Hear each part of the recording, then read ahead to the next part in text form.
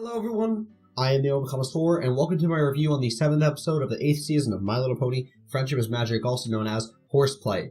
This episode, my gosh, it was an amazing episode. It was so entertaining, so fun, it was really good. Probably the best episode of the season so far in my opinion, and it had just a nice emotional scene, it was funny, and it had a nice moral. It was just all around really good. The episode is all about Twilight putting on a play to celebrate the 1111th anniversary of Celestia raising the sun. And when I heard that at first, I thought, that doesn't make a lot of sense because, it goes into the whole question of how old is Celestia, because we've seen that Twilight had a vision earlier back where Luna was banished to the moon by Celestia 1,000 years ago, and therefore at the time she was 111 years old, I guess. Or not 111 years old, she's been raising the sun for that long.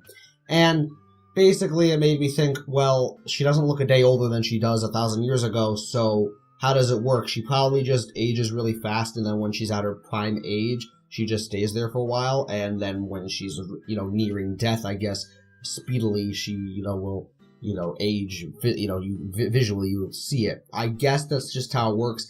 It's odd. Anyway, that's a minor thing. They're never going to, tackle that or anything, so it's, useless to, I guess, ponder it.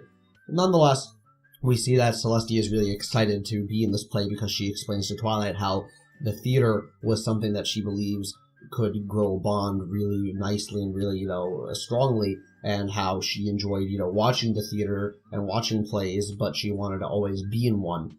And I have to say right now, we can clearly tell that she's excited to be in the play as in an actor, and Twilight wants her to be the star of the show because the whole point of the play is that it's about her raising the sun.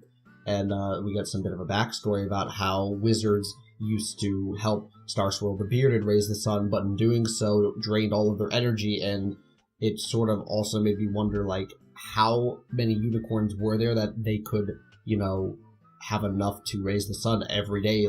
I can't imagine them doing it for more than a month. It's all very weird, because also, how was the sun raised before Starswirl? A lot of theories out there, and, now this just basically creates more of them. It's basically an unanswered question, honestly. And we see how Celestia is not the actress that Twilight thinks she was, and she basically is just a really bad actress, and it's very comedic, honestly, I'll admit. And we see how Applejack basically explains how they need to get rid of Celestia, she needs to do something else, and Twilight wants to, make Celestia's dream come true, but at the same time, in doing so, she has to sort of, not tell Celestia that she's being a bad actress, that's at least how she feels. And obviously, the audience is probably thinking Applejack is right, and she obviously, knows what she's saying. Twilight is in the wrong here because she's not being honest, and Celestia makes a point of saying how, the theater shows trust and, honesty, with one another. And, it sort of makes me wonder how Celestia is handling this, because she obviously feels like she's a good actress. She's not realizing, oh, I'm being a bad actress, I need to work on these skills. She really does think that she's being a good actress, and Twilight is just feeding into that, I guess, false ego. And we see how Twilight tries to help Celestia by giving her some acting lessons with a couple of actors who I think we've seen before. I'm getting a little bit of a nostalgia kind of a feeling like we've seen in the previous seasons, and I'm glad that we're using these characters. And we see how these characters are very, they're improvisational.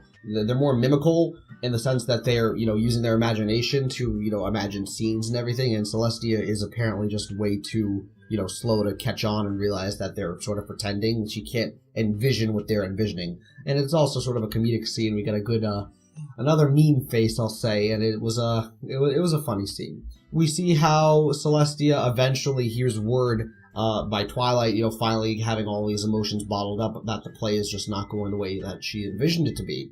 And Twilight eventually just, says out loud how Celestia is the worst actor in Equestria. And, of course, Celestia finds out because she's hidden in the background and she flies away. And when this happened, I'm sure the audience was basically realizing, yep, Twilight, you should have been honest, and Applejack was right here. Throughout this episode, though, Pinkie Pie is trying to do these things to, help set up the play, and I have to say, I wasn't thrilled with Pinkie Pie in this episode. she seemed to have been written, and I do mean written because obviously, you know, the writers are different for each episode. She seemed to have been written a little more dumb than usual, and I don't mean that to insult Pinkie Pie fans, but the fact that she thought that a good replacement for the sun would be a ball of fireworks that are all lit and a big one in the middle, or even a burning marshmallow, is a little insane. The burning marshmallow, yeah, that sort of fits her personality. The ball of fireworks, I think that was a bit too much. I mean, that was clearly a safety hazard, and I don't know why Pinkie didn't think that would be a bad idea. I think that she was a little ignorant. And while that's a sort of trait of her character, she's not always this ignorant, and I felt like it really stood out enough that I'm mentioning it. And it was just, I don't know, it was clear that we had some characters in the right, characters in the wrong, and characters that were just flat out sort of off character, at least, you know, too much of an extreme. So we have an emotional scene with Celestia and Twilight. Twilight's trying to apologize to Celestia, basically saying, I only, you know, kept these thoughts hidden because I wanted you to be a star on the show. I wanted you to enjoy doing the thing that you've wished to do. And Celestia eventually realizes that Twilight was trying to do things for the better. She wasn't trying to be malicious or anything. And she calms down and they hatch up a plan on how to still have the play. We get a nice return of Fluttershy being Princess Celestia like we've seen before, which was very cute. We see how Celestia fits the director role much more than she does an actress, and she helps the main seven basically find the necessary tools to put on the play. And I like it because it basically shows how Celestia doesn't need to be directly on the stage to feel a part of the show, and she explains that.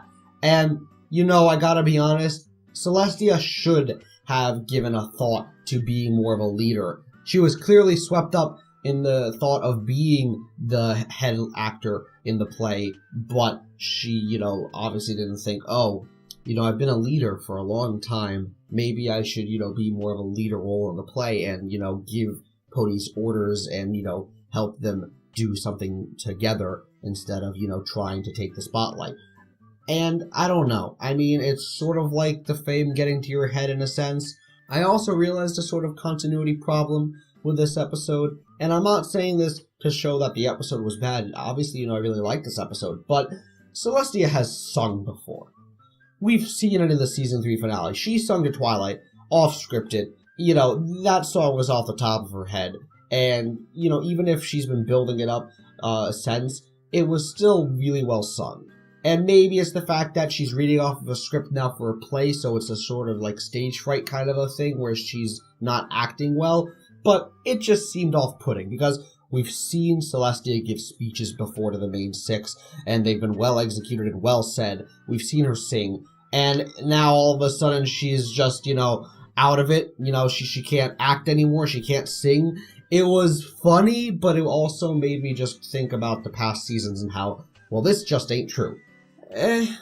Again, it's sort of something I'm gonna forgive because, you know, those songs are more just speeches when it comes down to it. You could think, oh, that song to Twilight before she got her wings was really just a big old speech, and to us it's a song because they, you know, the show just wrote it as a song. But in reality, that might have just been a big speech to Twilight.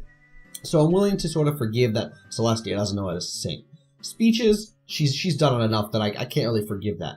Nonetheless, enjoyable episode. It was sort of fun to see Rainbow Dash really excited and, you know, spreading the news about the play and how that ends up actually being sort of a downfall to their whole idea of possibly closing down the play so that, you know, Celestia doesn't do anything wrong or whatever. I also enjoyed seeing how Trixie was the pony who gave the fireworks to Pinkie Pie. It was nice that they at least mentioned it. You know, little bits and pieces of the episode that made it all nice to watch and, you know, funny and entertaining. That's really about it. I know that there's probably more to talk about, but I think I've said enough. I hope that you enjoyed my review, and I hope that you share your own thoughts. I'd love to hear your thoughts, especially on what I said about, you know, Pinkie Pie being a bit too much, and Celestia giving speeches before and whatnot, what you think of that, if you noticed that, or if you noticed that now, and how that might bother you or not. And I will see you in the next video, so take care.